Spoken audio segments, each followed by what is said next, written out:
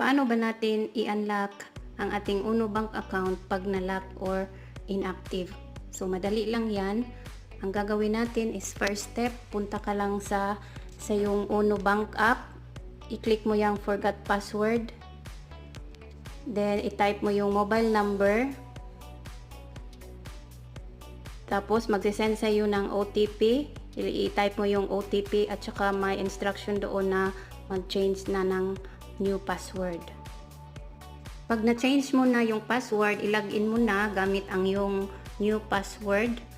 At pag nakapasok ka na, i-click mo itong card, my card sa baba.